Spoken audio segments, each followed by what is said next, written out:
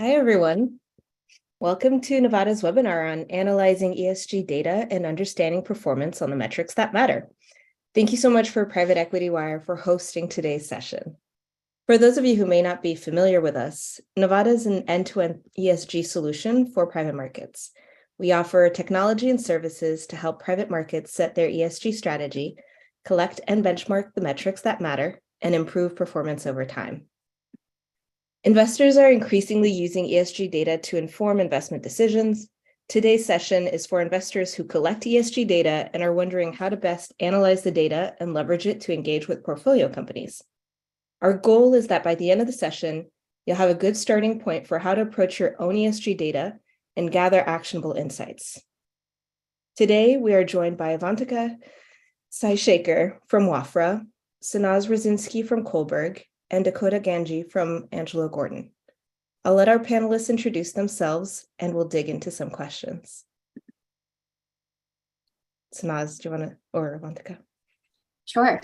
Hi, everyone. My name is Avantika Sai-Shaker. I lead the Sustainable Investment Group at WAFRA.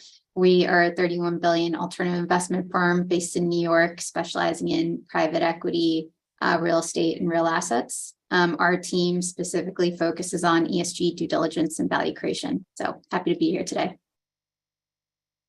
Maybe I'll go next. Hi, everyone, and thank you for having me here. I'm Sanaz Rosinski. I head ESG for Kohlberg and Company. Kohlberg is a mid-market private equity control investor here in the US. We were founded in 1987 and have been operating in this space for the past 36 years or so. Really happy to be here. Hi, everyone. Excited to be here. My name is Dakota Ganji. I am a vice president on Angelo Gordon's ESG and Sustainable Investing Strategy Group, where I lead ESG integration across the firm's credit strategies. Angelo Gordon is a $53 billion global asset manager split of credit and real estate. Amazing. Thank you all for being here with us today. Dakota, how about you kick us off? How should a first-time data collector start thinking about analyzing ESG data from portfolio companies? Ooh, a meaty one.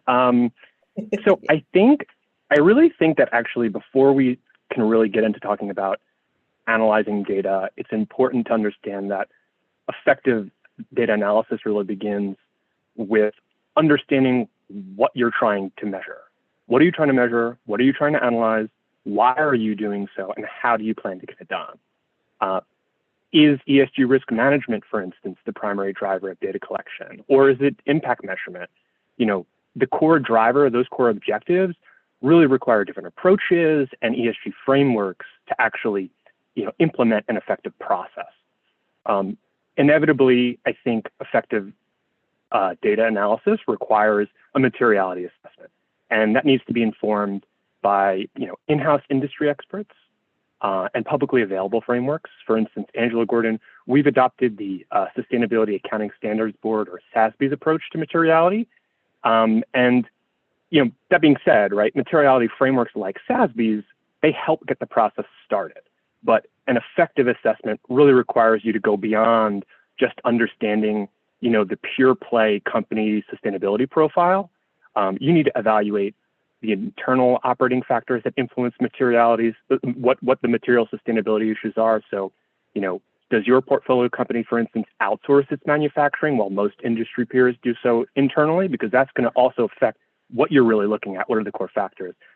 Similarly, what's the external operating context and how does that affect what's material? Is the company's core regulatory exposure in a regime that has greater ambition in terms of emissions management, or vice versa? You have to understand all of those relevant sustainability factors before you can really have an effective analysis of ESG. One, I think, somewhat obvious but often overlooked component of materiality assessment really is, what are the asset classes and the expected holding periods of your investments, right? These factors play a really critical role in defining the scope of what is and what isn't material. For example, the types of ESG risks that you might prioritize for analysis and integration for a long-only equity strategy, for instance, like physical climate risks. that's going to differ pretty significantly from a structured credit portfolio that has shorter holding periods where you're trading in and out of names more readily, right? Where, let's say, ESG risk incidence and sentiment are going to be more important factors. Finally, effective ESG data analysis really does call for a clear understanding of how you're going to plan to measure performance, right? What are you going to benchmark against? If this is your first year of collecting data, maybe you need to consider a minimum question completion rate for your portfolio companies. And that can take the form of, a general complete 70%, or I think maybe a more thoughtful way might be, what are the minimum required questions that your portfolio company should be responding to? And also, setting expectations so that minimum threshold changes over time. So in summary, I think it's understanding why and how you're doing this. What are your real goals? What's material to your companies, and how are you going to kind of compare performance over time? Thank you so much for that. Sanaz, I know you've been doing this for a long time. How do you determine what good performance looks like? So unfortunately, I'm going to say it depends. But before I get into giving some examples, first I'm going to agree with everything Dakota said. And maybe I'll talk a little bit about what, before I get into what constitutes good for us, maybe I should say what our objective is, which is, as Dakota said, it's really important to be clear on what you're trying to accomplish. So we have two goals in collecting data. One is we want to use ESG as a lever to create financial value for our portfolio companies, for our investors, and hopefully over time, we can show that this improves exit multiples. And if we're not collecting the data, we can never prove that. So that's our objective number one. Number two is this fund is ultimately being managed on behalf of our LPs and their constituents. And we want to make sure that we do our best to satisfy their requirements in terms of reporting, and they're in different jurisdictions. So we understand that.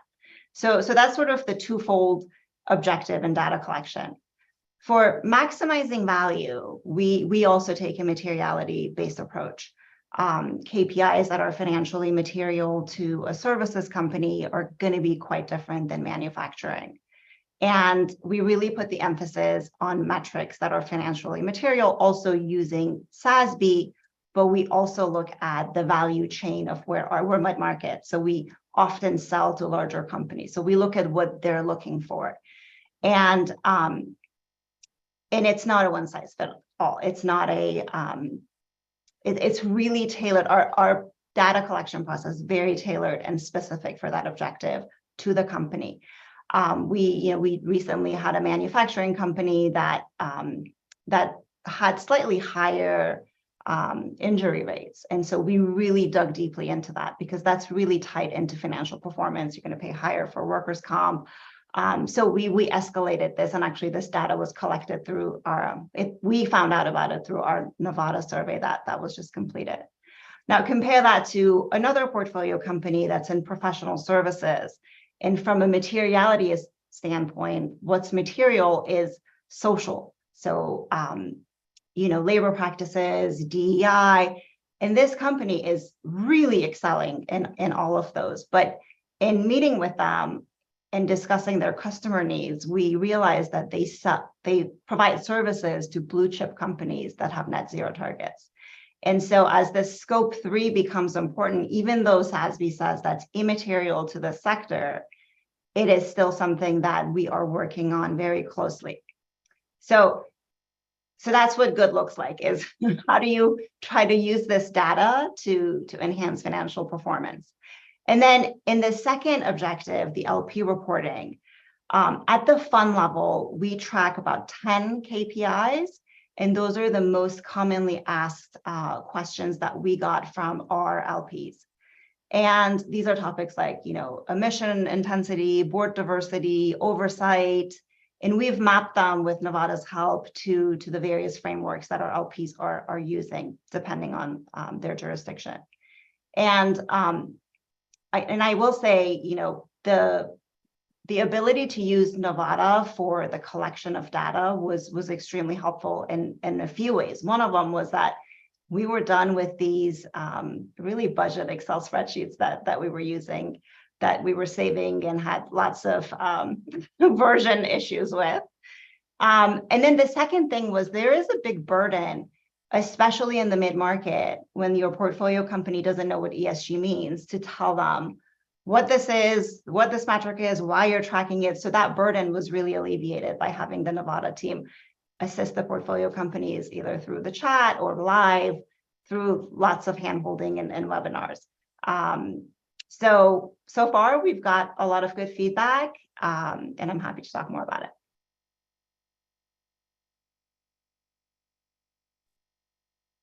Thank you so much. I'm curious, Dakota, how do you manage a bad or incomplete data set?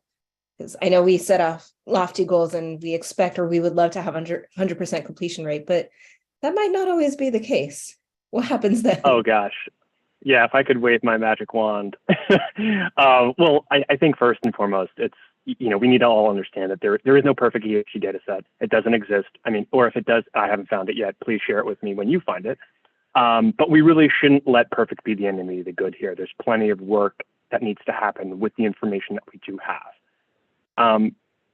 Next, I think it's important to set very clear expectations around data collection with two key stakeholder groups, our LPs and our portfolio companies. I'm sure many in the audience, many on this panel, are feeling the pressure from just the sheer volume of ESG DDQs, let alone their increasingly challenging data-oriented questions. And sometimes it feels like responding to them can be difficult or impossible without a complete data set. But I think we need to look at the other side of that coin, that these questionnaires offer an opportunity to engage and to develop a clearer understanding of our LPs' motivations and their priorities when it comes to ESG. And it offers an opportunity to discuss the challenges that you're encountering when it comes to data collection and to reach common ground in terms of those expectations. So I'd see it as, take the advantage of an opportunity for an open and honest dialogue about current expectations, current approaches, your plans and your strategies to kind of grow into the future. And I think that, you have to have similar conversations with your portfolio companies so that they can understand, I think, the value of collecting this data in the first place, develop the necessary the infrastructure to collect it and to share it accurately. And also, to know kind of how your expectations are changing over time so that they can plan appropriately for those future requests. So you're going to be doing annual requests, quarterly, some selection of your questionnaire is going to happen at a different cadence. I want to reiterate a point that Sanaz, that you just made about balancing data collection efforts with the risk of overburdening management teams. I really think, especially, in the middle market, you really need to understand where are your portfolio companies in their respective business life cycles, right? And that needs to inform your data collection target setting and expectations. Earlier on in the business life cycle, right? I think maintaining a focus on growth and minimizing the type of the battery of ESG data collection requests. It's a careful balance. Finally, it's helpful to kind of preemptively identify internal stakeholders and the roles and the responsibilities that they're going to play when it comes to engaging with these two stakeholder groups. Who should be initiating the conversations with LPs when you're confronting the difficult ESG DDQs, and who's going to be supporting and educating your portfolio companies when they have questions about the data collection and the reporting that you're asking. So, I guess in summary, managing a bad or incomplete, a less than perfect data set, it requires coordination, it requires long-term planning across a variety of internal and external stakeholders.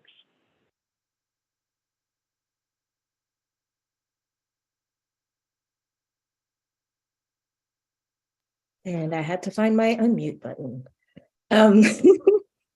Avantika, I know that at WAFRA you've also been collecting and assessing ESG data for a while. Do you have tips for the audience on how you foster effective data collection year over year? Yeah, I mean, I'm going to mirror a lot of what Sanaz and Dakota have said already, but I think, the easiest way and what's worked for us is really setting the expectation right from diligence and having the deal teams really inform potential portfolio companies that, hey, we have an ESG team and they're going to be running this diligence simultaneously at the same time. And that way it really changes the narrative of ESG not being an add-on request or check the box. It's very much a part of the process. And more importantly, we're only asking a very set list of questions. We're not trying to make this be, 100 or 200 questionnaire that's going to take a long time and be very onerous. We're really hoping that the diligence we do right at the get-go is what's going to help us in data collection during the time of ownership. I think the second thing that's really worked for us is incorporating a reporting requirement in our legal documents. So we'll typically include factors that we've noted as a risk in diligence, and we'll ask for an annual update that are very specific to those factors noted. I think the other way to do it is also include parameters that allow us to really change our annual diligence questions year over year. And I think, Dakota, you were touching on this, and it's really to help reporting to be more relevant and moving where the market's at.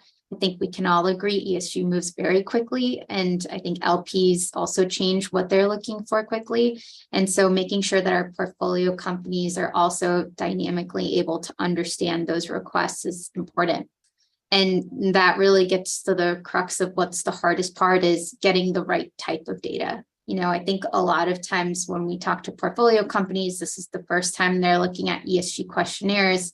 There is an education process, and that education process can be time consuming, human capital intensive, especially in our team. And that's really where we're hoping to use the Novata platform, is to really help with that education process, explain the questions, have them write it out, and then utilize our time more on the engagement and value creation strategies. Avantika, we have a follow-up question from someone in the audience. They're wondering, for WAFRA, is the deal team or the ESG team responsible for ESG due diligence? So the ESG team is responsible for ESG due diligence. However, our reporting structure and the way we work is that we all report under the CIO, and ESG sits alongside the deal team for due diligence. And so that way it's really two streams of data working simultaneously throughout our own investment committee process. And the ESG data and the due diligence we do is actually included in our investment committee deck. And so that really changes the narrative again, both for the portco. They want to make sure that we're getting all the right information that we need to make sure the deal goes through. But more importantly, our investment committee is also very aware of what the ESG factors are and what we may touch on during the investment committee. See a lot of nods from Dakota and Sanaz. Is it similar for you as well? It's similar for sure. What the difference I would highlight is that in the earlier phases of diligence, so everybody has those funnels. I have one person working for me. We look at a lot of deals. Those earlier phases, it's the investment associates. I've trained them, I've given them tools, and those tools help screen where there's significant risks. And I get involved as the deal progresses, and the more things show up red on the screen, the earlier I'll get involved. And then toward the final stage of diligence, if we have exclusivity or we have a good shot at winning the deal, we do bring in third-party experts as well. So it's, again, we're smaller, and it's fully integrated, and an ESG team is part of the investment team. So we're sort of all connected, but we make the investment associates do the top of the funnel. Yeah, I would add that we have a similar process at Angelo Gordon. Specifically, I'm thinking about kind of like how we engage with our middle market direct lending group. We have trained our underwriters and developed a suite of tools to support the integration of ESG analysis into their memos, right? So all the way from screening through close, this data is being fed into the investment committee conversation around, go or no go decisions. And I think that the ESG team is brought on and to bear our subject matter expertise in those situations that are far more complicated and require a little bit of extra support. I'd also add that, for that strategy, for instance, and I'm sure many in the audience might be in similar positions, right? there are other approaches or other tools in the toolkit to kind of affect data collection success, and one of which is kind of ensuring that there's alignment and expectations with, for instance, your private equity sponsors in the case of middle market direct lending strategy, right? There are more levers at play to kind of help get the chorus of investors in a given company to be on the same page, and also to that adds to reducing the potential for overburdening a company, right? So that they aren't getting two requests from the same group of investors that, you know, they have to fill out the same information twice. This is amazing. Thank you so much. All right, Sanaz, I'm curious, how do you prioritize areas for engagement across your portfolio and for specific companies? And how do you kind of do that zoom in, zoom back, depending on industries? Sure. So we engage with every portfolio company on ESG, but I do want to acknowledge and admit that it's doable for us. We have 24 portfolio companies. And I realize that that isn't possible for larger portfolios with hundreds of portfolio companies, those that are not control investors. And I've been on that side as well. So I'm going to talk about what we do at Kohlberg, but I'm happy to answer questions on what I've done in the past that has worked. But once we acquire a company, the first thing we do is form an ESG committee. It includes the company CEO. It has somebody from the company that leads ESG for them. And we'll have members of the investment team. And so what this does is it immediately elevates ESG to the C-level and to the board. And so this committee sets the strategy, it implements and executes the strategy. And once a year, we formally report to the board. So that's sort of our formal process for everyone. But the reality is that, you know, our companies are all over the place from an ESG perspective and maturity. We have acquired companies that come in and say, here's my scope 1, 2, and 3, and it's been assured. And now I want to set science-based targets. And then I have portfolio companies that I meet with, and they say, what is ESG? I've never heard of a carbon footprint before. So while our engagement process is consistent, and we have committees and formal meetings and all of that, our actual involvement is really dependent on the needs of the portfolio company. And that's based on how mature is this company in ESG, and two, how much do they need ESG from a commercial perspective? So if we buy a company that says, what is a carbon footprint? And they're selling to J&J and Walmart, that becomes my priority immediately. And so again, from a practical standpoint, having somebody at the company to represent ESG, like it's part of their job. I often push for their title to also have ESG, is really, really important. And it's been really helpful in, one, building capacity, increasing accountability, and it helps with data collection. And so this year, when we finished the Novata survey, it was our first time that we sat with every portfolio company and reviewed the results with that dedicated person. And it really helped better prioritize. I mean, there were areas where I, you know, as close as I think I am with every portfolio company, I missed, like that injury rate that I talked about. We realized after the sit down with every portfolio company that this one company's injury rate is slightly higher relative to other portfolio companies in that sector in our tiny portfolio. So, so really elevating that to the board, and we're actually deep diving on that right now to see what's going on. The other thing is that the other important with in terms of prioritizing engagement is the commercial need for the companies. In these meetings, as we sit down with them, again, we had another company tell us that that a pharma customer of them had asked for SBTI targets, and they didn't even have a carbon footprint. So this is all through the conversations and so that's become also a very, very quick priority for us. So that's sort of how we prioritize it. It's really based on, just to summarize, it's based on the maturity of the company and what they can do on their own, and then how commercially important it is to them. And that's how we divide our time.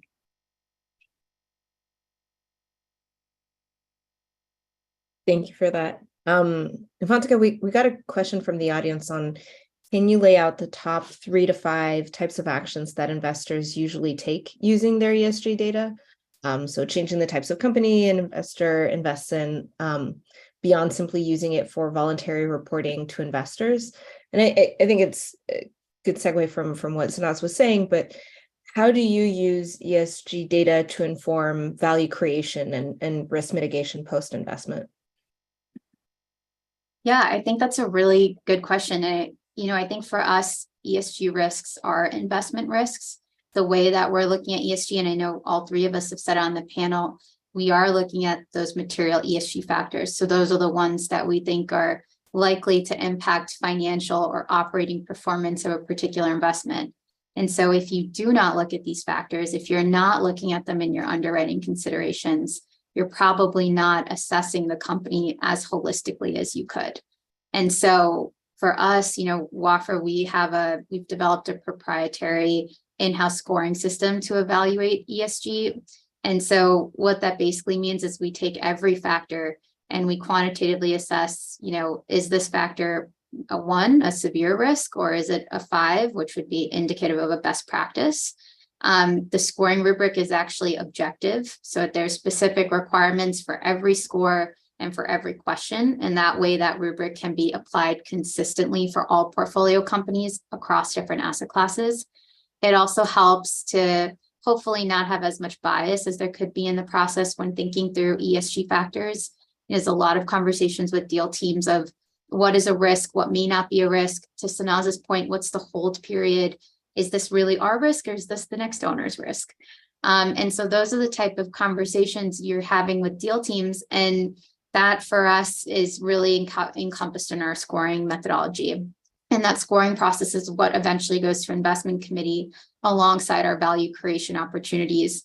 And that's what sets the framework during ownership of value creation. Value creation can be efficiency driven. So water, waste, energy, that's cost savings to your bottom line. It could be, hey, office space right now, we're invested in office space. It's not doing so great in most other cities. Maybe we'll take out New York for now. And our tenants are, net zero, or they have to reduce their carbon footprint. What is your office doing that a new construction build that's LEED certified can't do for us? And so these are the types of value creation projects, which is, hey, is it, are we going to build solar on the roof? Are we going to enable EV charging stations? Because now there's IRA subsidies. Our tenants want that type of fixture within their real estate buildings. So value creation isn't just, reporting driven or reporting to your LPs. It's very much in line with what is your asset class? What's your asset? Who are your tenants? What's your strategy for that particular portfolio company in and of itself? And the deal team works with us hand in hand to really prioritize and set which value creation projects we want to bring to the forefront.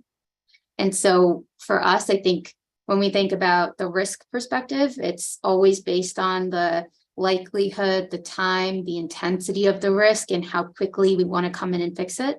On the opportunistic side, I think it's much more on the, what can we do to build? What are the CapEx projects for this particular portfolio company or this asset that we can help increase value?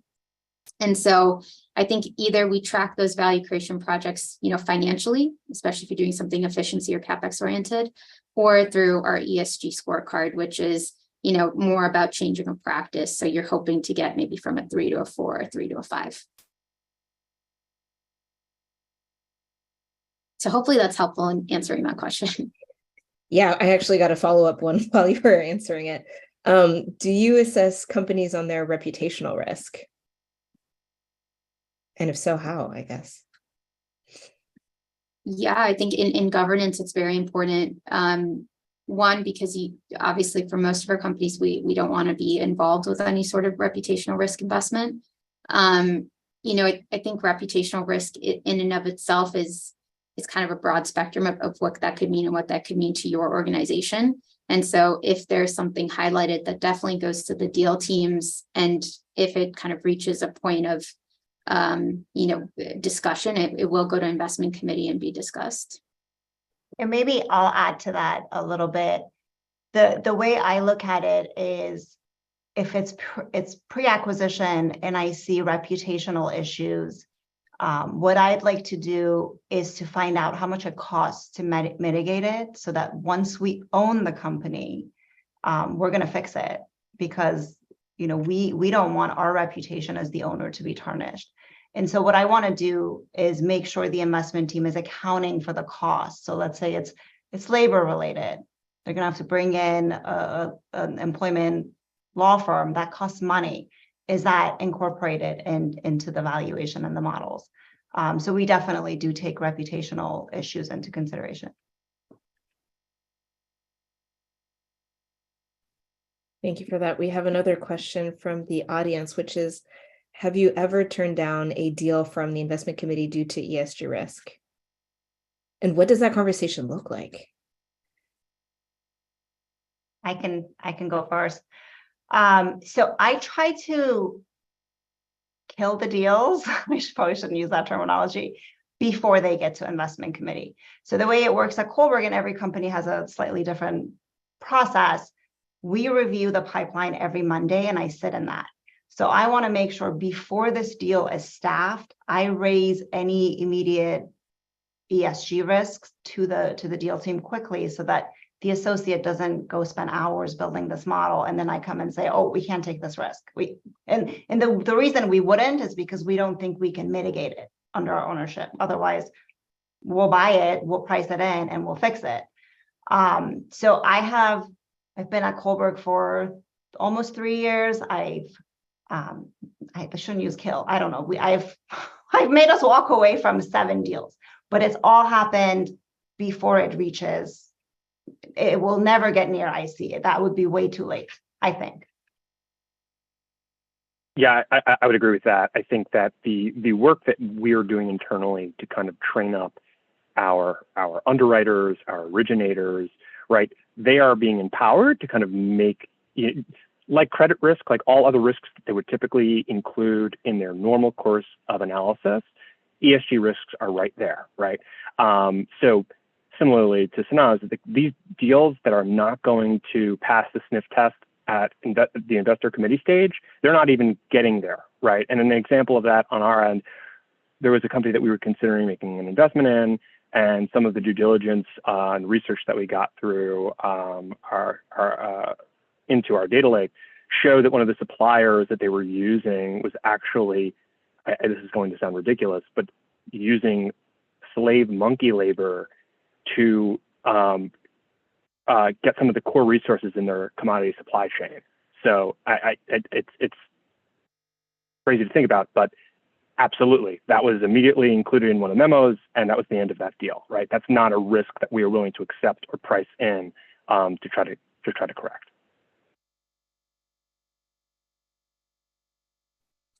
Well, I'm grateful for the ESG screening process. So we have another question from the audience on benchmarking, and how helpful is benchmarking and industry benchmarking helpful in assessing portfolio companies? And I think that they had a tech lens through which they were hoping, or software lens through which they were hoping we would answer this question. Sure, I can take a first stab. We actually partnered with Novata to kind of help us with the benchmarking exercise. I think for us, we've always created our benchmarks internally by fund, and kind of because we have that quantitative scoring system, we were able to do that just to Sanaz's point, all in Excel. It's not as user-friendly as we'd like it, especially as we grow and scale. I think, Novata's been great for us in terms of uploading, 5 years worth of these customized quantitative scorecards into our platform and allowing us to see trends over time, and ensuring that, we're properly highlighting, where is our areas that we can maybe do broad scale value creation, and really pick out the portfolio companies that would be able to do that.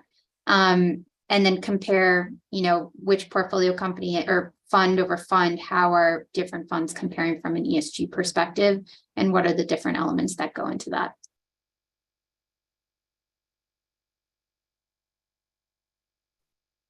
Thank you, Avantika.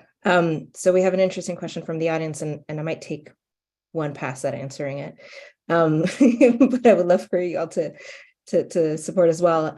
Do you find that ESG questions or metrics are proprietary across an organization, or is there a space where they're shared? And if they're shared, where can we find resources? I think from our perspective, what we've seen is folks are actually kind of eager for a lot of their questions to be seen and used by others, especially from like a benchmarking perspective. The more portfolio companies answer a question, the more data we have to be able to actually assess companies against their peers. So I'm curious from your perspective, your questionnaires, how proprietary is it? And I guess there's like the question of like across the board, across your portfolio versus like for industry specific questions as well. I will start and say it's not proprietary. What we do with it is proprietary. So the data itself and the questions we ask, please benchmark them for me, share it with everyone. And there's lots of standards. I know the question also asks for where to get this. I mean, there's tons of them and we're happy to share them, but I don't think that's the data itself is proprietary. It's what you do with it is what our secret sauce would be. Yeah, I couldn't agree more. I think there's no shortage of frameworks that try to build on the success and the failure of the framework that came before it, almost to the point that we're in a certain scenario now where we've been overburdened by frameworks. Hence the introduction of the standardized regulatory approach to what data needs to be reported. And I think that has its pros and cons too, and that's probably worth a whole different webinar to talk about. But there's no question that there are certain metrics at this point that are really becoming, baseline expectations, right? Information around how companies are managing emissions, how they're thinking about physical climate risk exposure, right? These are some examples of metrics that, in my view, I've seen kind of consistent across a wide battery of frameworks. But to Sanaz's point, like, well, what do you do next? This is where the art and science kind of debate comes into ESG, like how you're thinking about how to normalize emissions, normalizing it by revenue, normalizing it by, output of widgets at given industry relative to peers, right? These are all different ways that you can think about the efficiency of production, again, in that kind of hypothetical example. So that is the proprietary nature. And I think that, adding to and participating in working groups among like industry peers, I think does a good job of enhancing standardization and also learning more about the special sauce that different folks are using to kind of process and think critically about, does this metric mean that this is good performance, bad performance, so on and so forth. And it shouldn't be any different than financial data, right? We're all getting the same pitch books, but we come back with different valuations. ESG should be exactly the same. And by the way, on the proliferation of standards, I'll say that when we downloaded our results from the Novata website, because Novata does tell you what framework each metric maps to, we put those maps in our Excel and shared it with investors so they can see, oh, if I'm asking about carbon intensity, it checks off CDP, SFDR, the alphabet soup. It's been one of the hardest work streams we've done at Novata, is really making sure that the metrics are crafted in a way that allows you to respond to all of the different frameworks that overlap in one way or another. And I think we have a specific question on the audience on ISSB standards and if and how they're used. And I think we'll have room for one more question. I've never had an audience so participative. So thank you so much, everyone, for sending all these questions. Future of ISSB, or how they're used, rather. Maybe I'll say that I'm not that familiar because I know it's going through a revision. So I haven't paid attention, but others, if you have, I don't know. I think. Yeah, I was gonna, sorry, go ahead. No, Dakota, go ahead. I'll go after you. I was gonna mirror similar comments that it's in the midst of a pretty significant revision. And I think that, likewise, we'll all have to kind of reassess when that's complete. But my hope is that it'll get us to where financial accounting standards got us, that's what they're working on. But I don't know if that's the case. That's just my hope. I agree completely. TBD. We've got another one that I think is particularly interesting. Do you leverage ESG data to justify exit valuations? And if so, how? We hope. We haven't had any exits since I've been here, but I am working hard at that. And the issue is it's hard to prove some with numbers. If you increased employee retention, can you prove that that was your ESG that led to that? So some of these are a little harder to, but we're working on it. I think what's interesting in the middle market space in particular is like when you're looking to sell, typically you're selling to larger institutions, and I would say a lot of large institutions, they already have their own goals. Like they have ESG goals, they have net zero goals. And so I'd almost reverse the question, which is if you don't do it, you may not have the exit that you're looking for. And in this environment right now, I think it's important that you're looking at ESG, not even just ESG separately, but almost entirely in your ownership period of whatever else you're going to do in your value creation program and ownership, your ownership plans. I would simply add, from my time at my last firm, we did write a piece on the importance of basically in the road to, various forms of going public, the increasing importance of having a robust and comprehensive sustainability narrative is ever more important as expectations among investors on sustainability increase, right? Simply put, right, what was it, the last GSIA report about the dollar value of sustainability linked dollars is something like 35 trillion. So is that a market of potential investors in your firm that you want to exclude, right? Are you leaving money on the table by not being able to support building the infrastructure at your companies in the road to whether it's going public or other types of exit? So yeah, I would say as expectations ratchet up, the importance of getting that story right it increases. All right, I feel like we have room for one last quick question. On the EDCI and the ESG IDP templates and whether or not it has enhanced your data collection process. You want me to go? I feel like yes. I'm happy to take a first crack at this. Okay, so and I said in the beginning that my objective was twofold. One was to maximize financial value, and relying on EDCI, that does not accomplish that because I need to be sector specific. I need to look at what the customers are asking for. However, my second objective was to report to LPs, and EDCI is really helpful in that. But I'm collecting more than those questions, and I'm happy to share it with my investors. The ones that just ask for EDCI, which by the way is not that many, we share more and we say, okay, here the EDCI is in this template as well.